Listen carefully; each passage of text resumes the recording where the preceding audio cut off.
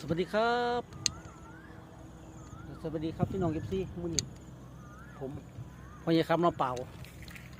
มื้อนี้มาเบิ่งปลาตองกายอยู่ห้วยสีทนมาด้วยกับเทศมาเทศผาไม้เทศแล้วไม้ผาไม้มาเทศเบิ่งที่มาเบิ่งป่ามันขึ้นอยู่เมื่อกี้นี่พี่น้องมันขึ้นอยู่ที่มาเทศเบิ่งมาด้วยยกยิงผาไม้พี่น้องผาไม้โอ้ยิงผาไม้ลูกกระสังไม้ลูกกระสังมาไหม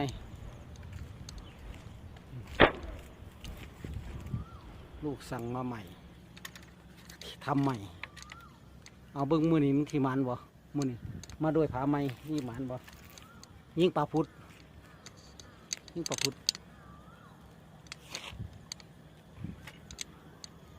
เอาไปเบิ้งกันมือนี่สิมันบ่